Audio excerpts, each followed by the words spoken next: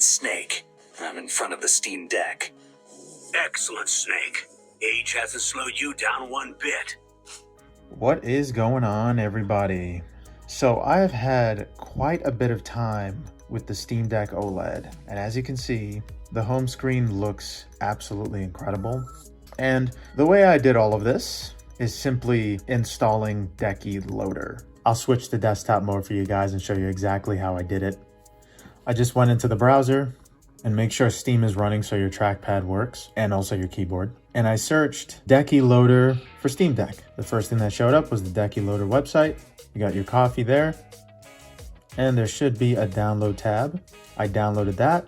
I went into my download folder, double tap, execute, and then you just put your password and it'll automatically install that. And from there, you just have to restart your system or just go back into GameScope, and then you'll see your plugins at the bottom right. Make sure you have a username password, which is also known as the administrator password, and then install Decky Loader, put your password, and automatically comes up with this option that shows a plug at the bottom right. And installing Decky Loader is easier than ever. Originally, during the pre-release of Decky Loader, which was the unofficial version, you would need to copy and paste a code to the Steam Deck's terminal. But now, since I guess the Steam Deck is less internally customizable than it used to be, now you can simply install it as if it were Windows. It's pretty simple and straightforward and only requires those 3 steps. But this is a little bit more deeper into the matrix than most people would probably want to go. So when you're in the plugins window, you have to go to the top right here, and you can simply search anything you want,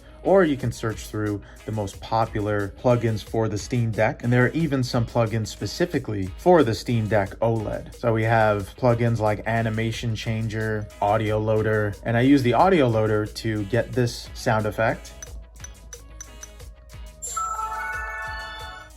which is the sound effect for the PlayStation Vita. And I'll just turn that brightness a little lower because it seems to be overpowering. Or PlayStation 4. Or even Dead Space. But I choose to go with the PlayStation Vita because I think it sounds the best, even though the page turn is a bit strange. But sometimes it does that sound effect, which is nice too. I also have a rounded edge and full screen display for my homepage.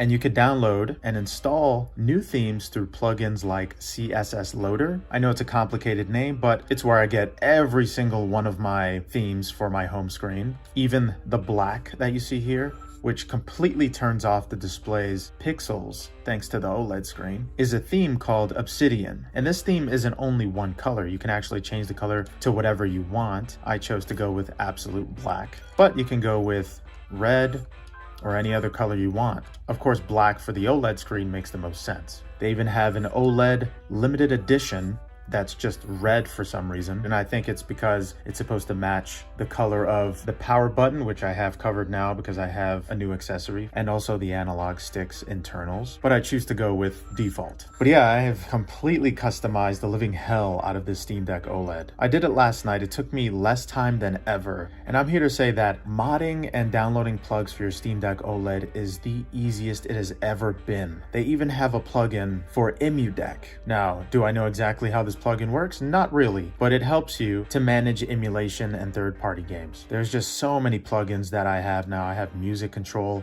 and of course, in order to get your music on display on the side here, you kind of have to go into desktop mode. But I have a plugin that gives me access to the browser from the home page, and that's another useful plugin called Web Browser. As simple as that. You can choose to open the web browser, toggle different search engines for it, like Bing, Yahoo if you use those, but I use Google because that's the obvious choice. And like I said before, it's simple to download these plugins. All you have to do is go to the top right there, search anything you want. So if you want the music player, all you have to do is search music. And you have Audio Loader, game themes, so you can actually download specific game themes as if you were using a portable PlayStation 4. So let me just install this right now and show you how easy it is. And just like that, we have the game themes, and you see it down here. And it shows here that there's a download music option. It says download selected music instead of streaming it. Only applies to newly made selections. I don't think I want to do that yet. Then I have to download every single theme song for every game, I'm assuming. I'm just going to uninstall it. It's easy. as 123. But I also have this sick RGB display for my highlighted buttons. So stuff like volume will become RGB, but for some reason, brightness did not become RGB. It remained blue, but there's also a plugin for that. There's a plugin for pretty much everything on the Steam Deck OLED so far. There's something called Fantastic, which is one of the originals where you can actually control your fan speed. I don't know if you can hear that, but the fan is actually cranked up right now. You can touch the screen and crank it up even further, or you can simply turn it off and it goes back to normal. But the most impressive plugin I've had the pleasure of using so far has been Decky Frame-Gen. Now, it's unfortunate because Decky Frame-Gen seems to disable HDR for certain titles, like Resident Evil 3. I tried it on that, it had wonderful FPS, but I couldn't use HDR, and specifically with Resident Evil 3 Remake, HDR is amazing. But you can go down here, select any game you want. You can click on Batman Arkham Origins. Now, I didn't have any issue with this game when I tested it before, but for the hell of it, I'm just gonna patch it. And just like that, you installed frame generation in that specific game that didn't have it before. And it's as easy as going into this menu, selecting your game, like Catherine Classic, and patching it. Now, of course, patching it does require you to download the patch and install it, so you are wasting more memory by doing this, but you can simply click on Unpatch, and it unpatches it for you. And Decky Frame-Gen is absolutely incredible. It's so easy to use, and that's the best part about it. And so far, getting every plugin has been seamless, and it only took about an hour and a half to get every single one of these. And there's another plugin that I found very useful while downloading games. A lot of people say that Steam Deck can't fall asleep while downloading, and that's correct. But the screen can fall asleep thanks to this plugin called MagicBlack. Now, all you need to do is select the overlay black background. Now, I was playing this in a pitch black room, and I noticed that sometimes the pixels don't 100% turn off. So just make sure you hold the three dots and then press this down, and it should automatically lower the brightness or raise the brightness. So the system is still on. All it did was put a black background on top of everything, so you can still access your Steam menu. It's also saying that you can press the three dots and the select button to automatically turn the display on and off. But it's just very strange that Valve didn't come up with this fix themselves, since that's like the #1 complaint that everybody's having about the Steam Deck, the fact that it's not able to sleep and download at the same time. And if this were the pre-release version of Decky Loader, it would take me around 3 to 4 hours minimum to install every single one of these, because Decky Loader about 2 years ago was very unstable. Some of the mods and plugins canceled out others, unfortunately. But so far, I'm having a seamless experience with every single plugin. See, it just goes right into the browser. You can select what to search. I'm just going to go to YouTube. The only thing I don't like about this web browser is the fact that you have to use the touch controls. You can't use these massive trackpads that are so useful with the web browser. I'm not sure if it's something in the settings, but you can kill the web browser by pressing X on the web browser tab. And I haven't figured out exactly how to use the trackpad just yet, because as you can see, there's not that many options for it. And another classic plugin I love to use on the Steam Deck, especially the OLED, is the animation changer. Now, for my boot up, I have Metal Gear Solid, and for my suspend, I'll just have Metal Gear Solid as well, just to show you how it is.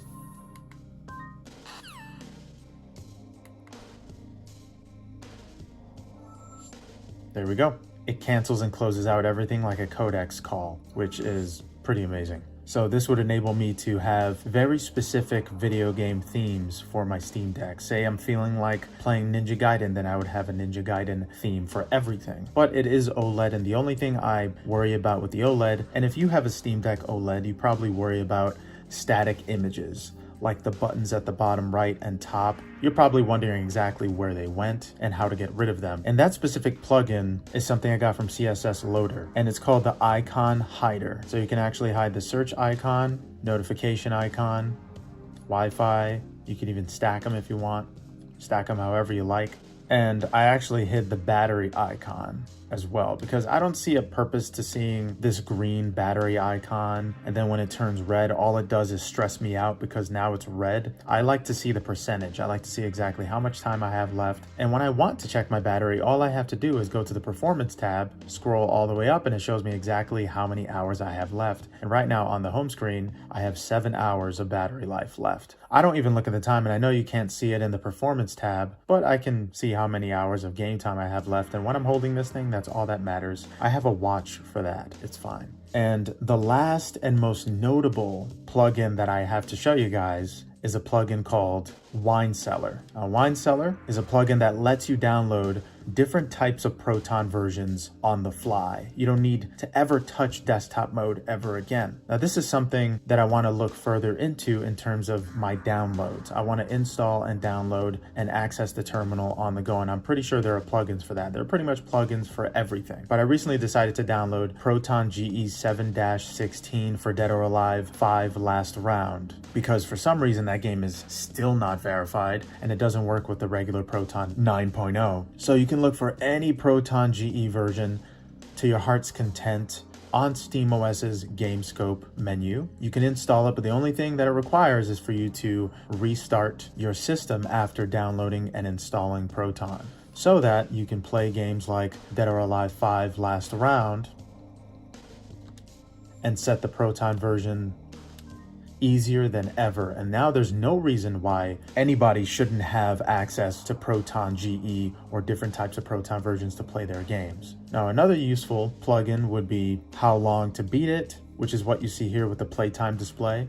And also, the Proton compatibility plugin would be very useful if you are going to download your Proton versions on the fly to see exactly how compatible your game is. And I could even download and install that right now because I do need that Proton compatibility plugin. There you go, ProtonDB badges, the first thing that shows up.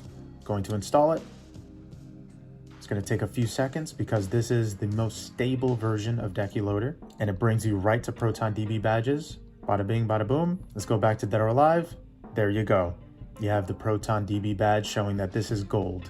You can select the ProtonDB badge and it'll show you the ProtonDB page where everybody talks about exactly what to do to make this game run as optimal as possible and which Proton version they're using specifically. This is where I fixed up my memory a little bit on exactly which Proton version I used when I had my original Steam Deck with Dead or Alive 5 Last Round, because that game is very important to me. I love Dead or Alive 5. But yeah, we have the clean game display plugin as well, where it shows most of the image up here. And now I've got my Proton right there. For me personally, this ProtonDB badge is a little too big, so I'm going to adjust it. Now it's very small. I could even put it to the top right, but I like the top left.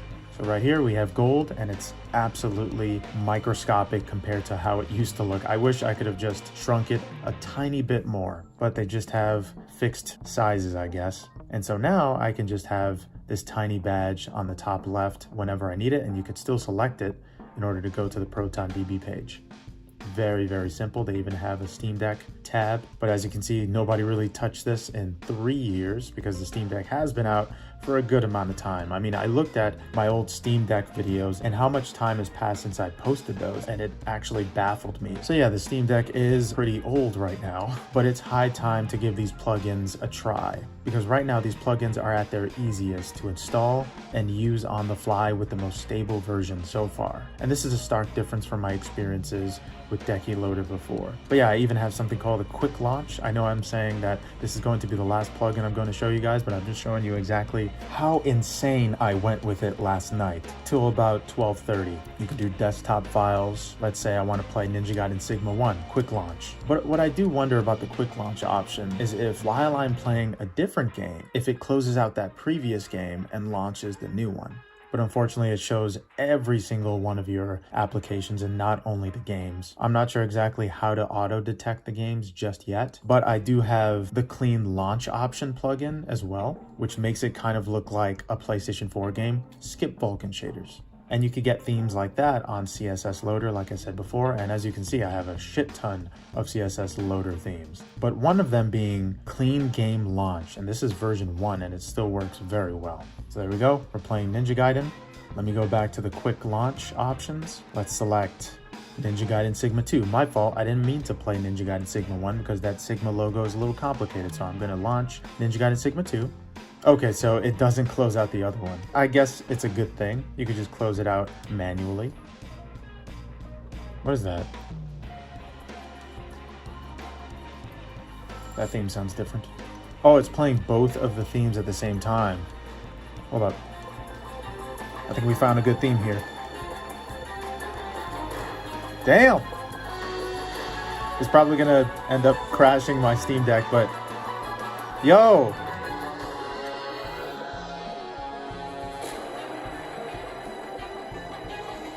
Yo, these dual themes hit hard. Oh my god.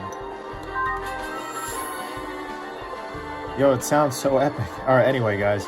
It just closed out everything. But yeah, that's been my plugin presentation for my Steam Deck OLED. And I hope you guys learned a little something about this. And that's about it for me. And I'll see you guys in the next video. Later.